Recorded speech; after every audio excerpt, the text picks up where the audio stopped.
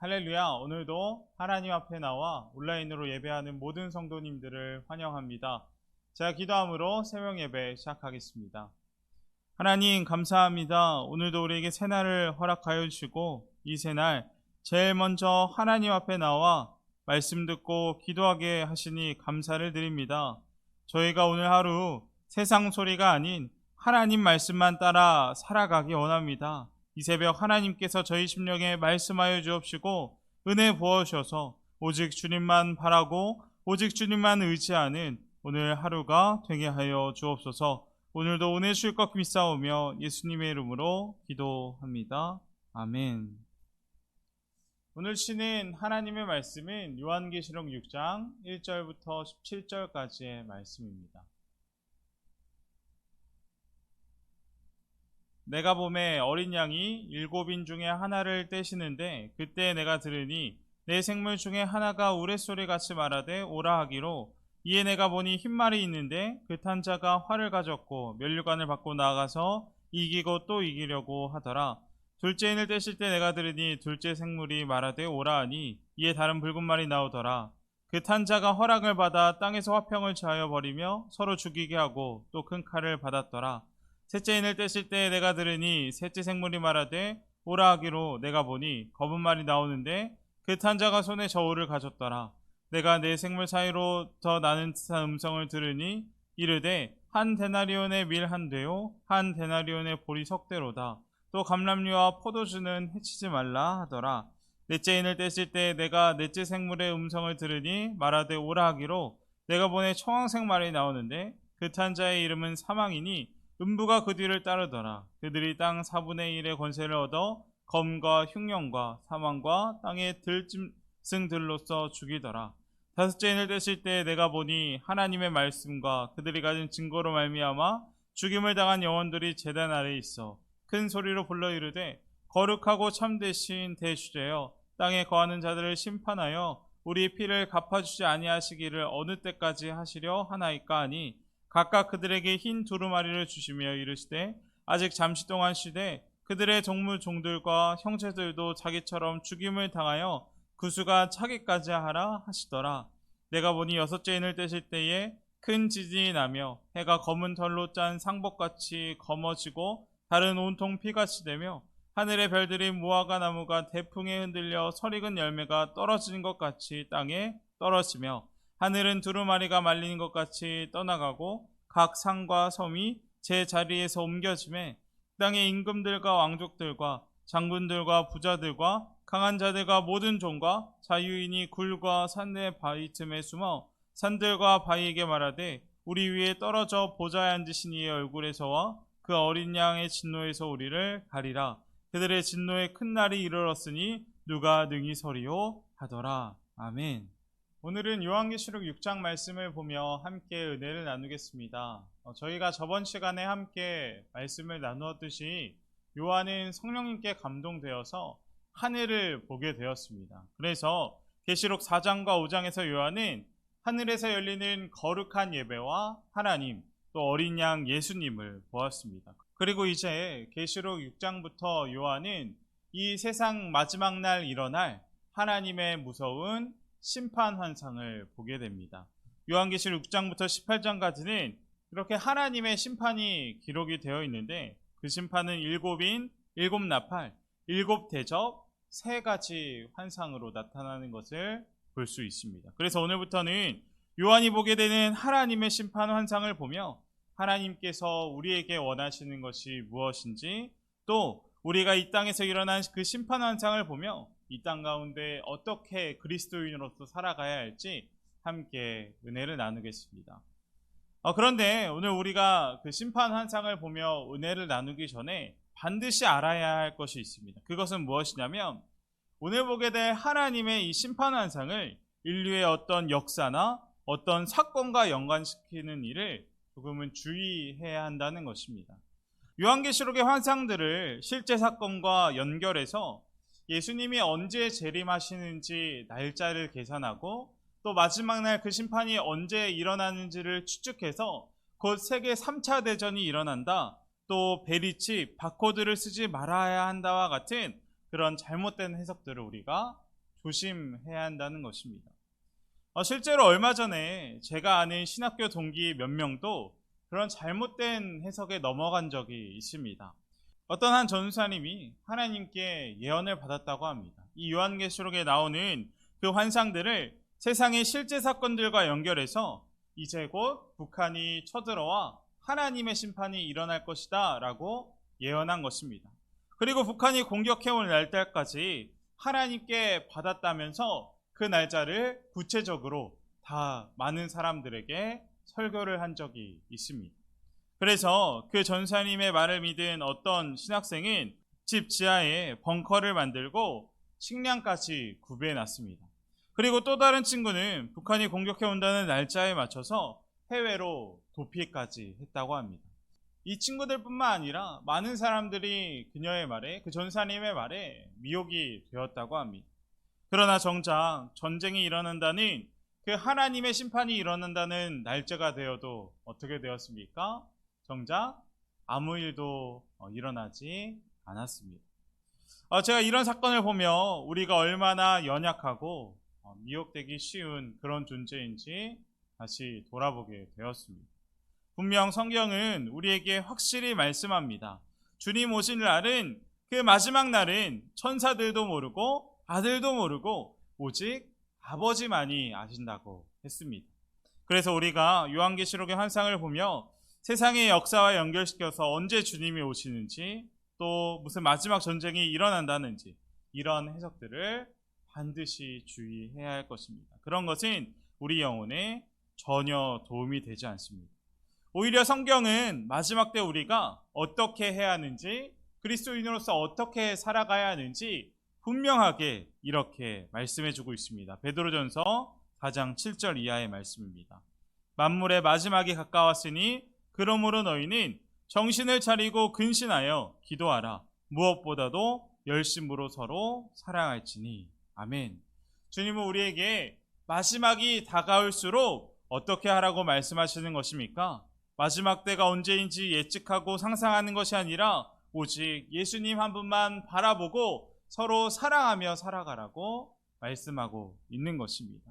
함께 기도하고 사랑함으로 예수님 한 분 더 간절히 바라보라고 말씀하시는 것입니다. 그리고 이것이 마지막을 준비하는 우리의 완전한 자세일 것입니다.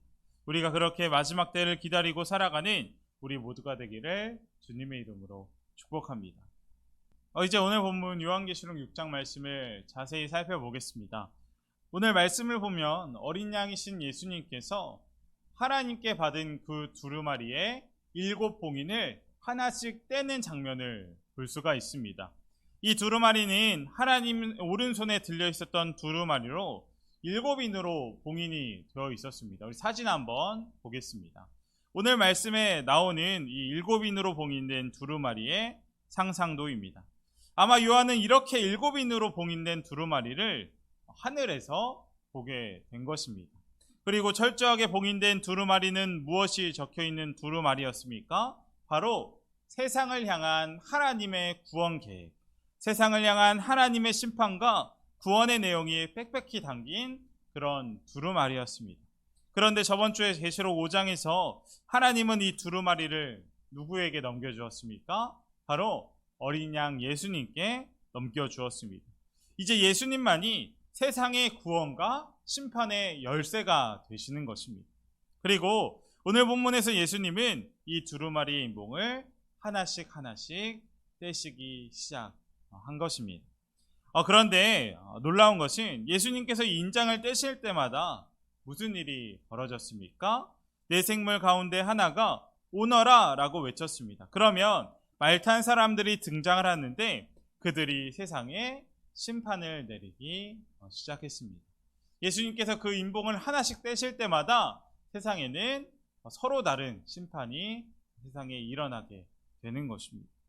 우리가 이 심판의 내용을 자세히 살펴보면 첫 번째 인이 떨어질 때는 흰 말을 탄 사람이 등장한다고 오늘 본문에 나와 있습니다.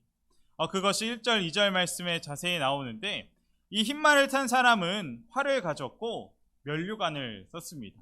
그리고 오늘 말씀을 보면 그가 어떻게 한다고 성경은 말하고 있습니까? 그가 이기고 또 이기려고 한다고 성경은 말해주고 있습니다. 어떤 사람들은 이 자를 흰 말을 타고 있고 면류관을 쓰고 있어서 예수님이라고 해석을 합니다. 그러나 이것은 잘못된 해석입니다. 지금 어린 양 예수님은 두루마리 인을 떼시고 계시기 때문에 분명 같은 분일 수가 없는 것입니다. 그래서 이 흰 말을 탄 사람에 대해서는 여러 가지 해석이 있는데, 대표적인 해석으로는 이 흰 말을 타고 있는 자가 적그리스도라는 해석입니다. 제가 서두에 말씀드린 것처럼 마지막 때 흰 말을 쓰고 면류관을 쓴 가짜 그리스도가 세상을 미혹하고 정복하고 이기려고 안간힘을 쓰고 있다는 것을 상징하는 것입니다.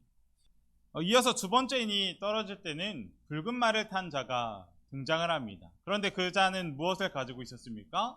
큰 칼을 가지고 있다고 했습니다. 그래서 이 사람은 큰 칼을 가지고 사람들을 서로 죽이도록 이끌었다고 말하는데, 이것은 무엇을 상징합니까? 세상에 평화를 없애는 재앙을 가져오는 것을 상징하는 것입니다. 마지막 때 끝없는 전쟁과 다툼이 일어날 것을 보여주게 되는 것입니다. 그리고 세 번째 인이 떨어지자 검정색 말이 등장합니다. 그리고 말 위에 탄 사람은 손에 저울을 들고 있습니다. 저울은 무게를 잴 때 쓰는 도구인데 6절 말씀을 보면 좀 이상한 내용이 있습니다. 그것은 무엇이냐면 밀과 보리의 가격입니다. 오늘 본문을 보면 밀 한 대가 한 데나리온이고 보리 석 대가 한 데나리온이라고 합니다. 그리고 이것은 정말 말도 안 되게 비싼 가격이라고 합니다. 예수님 당시 평균 물가의 12배나 되는 그렇게 큰 가격이라는 것입니다. 다시 말하면 저울을 가진 자는 무엇을 말하는 것입니까? 기근과 빈곤으로 인해 발생한 인플레이션 현상이 세상에 일어나는 것을 보여주는 것으로 마지막 때 세상에 엄청난 기근이 벌어지게 된다는 것을 우리에게 보여주는 것입니다. 또 네 번째 인이 떨어졌습니다. 그러자 이번에는 청황색 말을 탄 사람이 등장했습니다. 그리고 그 말 위에 탄 사람의 이름이 나오는데 그 사람의 이름은 무엇입니까? 사망이라고 했습니다. 그리고 그 뒤를 따라오는 것이 있는데 바로 지옥이 그를 따라온다고 오늘 본문은 이야기합니다. 그리고 이것이 의미하는 것은 바로 무서운 질병이 세상을 덮은다는 것을 의미하고 있습니다. 얼마 전 저희도 코로나19로 인해 참 어려운 시기를 겪지 않았습니까? 그것처럼 마지막 때 무서운 질병이 덮쳐 죽음의 그림자가 땅의 4분의 1 정도를 덮어버린다는 것입니다. 이제 다섯 번째 인이 떨어졌습니다. 그런데 이번에는 그 전과 달리 세상에 심판이 임하는 것이 아니라 요한이 특별한 환상을 보게 되는데, 그 환상은 어떤 환상이었습니까? 바로 순교자들의 기도를 요한이 보게 된 것입니다. 9절과 10절 세 번역 말씀으로 제가 다시 한번 본문을 읽겠습니다. 그 어린 양이 다섯째 봉인을 뗄 때에 나는 제단 아래서 하나님 말씀 때문에 또 그들이 말한 증언 때문에 죽임을 당한 사람들의 영혼을 보았습니다.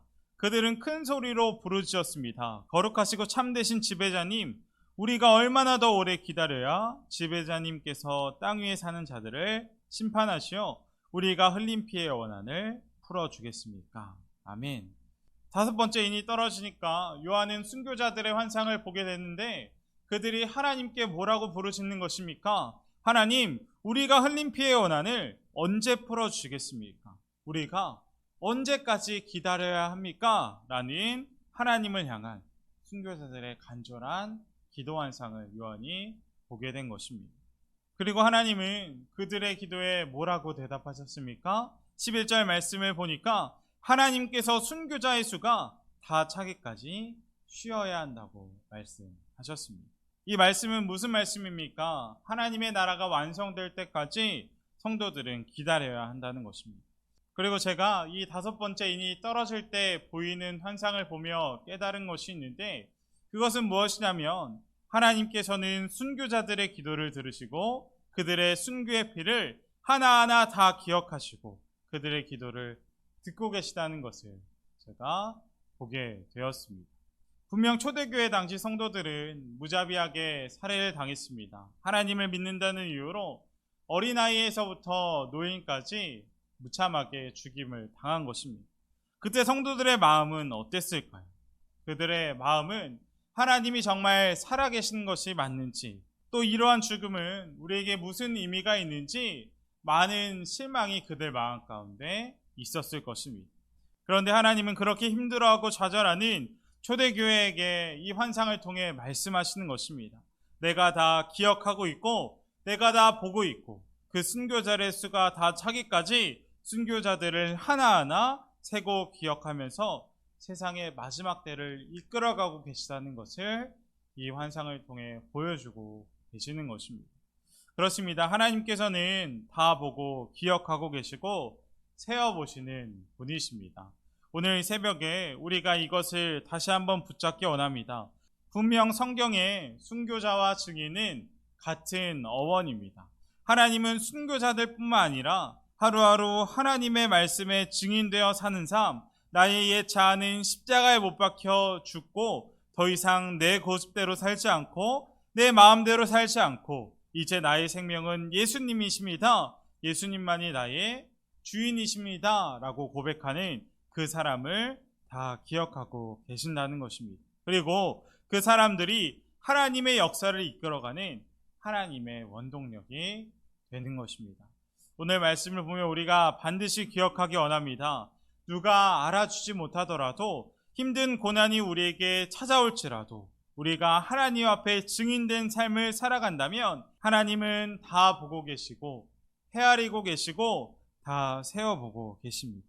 우리는 알지 못하지만 하나님의 때에 하나님의 방법으로 하나님의 일을 이루어 주실 것입니다. 우리가 반드시 이 사실을 잊지 말고 끝까지 하나님 바라보며 하나님 의지하며 살아가는 우리 모두가 되기를 주님의 이름으로 축복합니다. 이제 마지막으로 6번째 인이 떨어지게 됩니다. 그런데 6번째 인이 떨어지는 순간 다른 인이 떨어질 때와는 비교할 수 없을 정도로 큰 심판이 세상에 임하게 됩니다. 해와 달이 빛을 잃고 별이 떨어지고 하늘은 두루마리가 말리고 모든 산과 섬이 제자리에서 옮겨지게 되었습니다. 엄청난 심판이 이 땅 가운데 임하게 된 것입니다. 그리고 이런 무서운 심판 앞에 하나님을 믿지 않는 자들은 어떻게 되었습니까?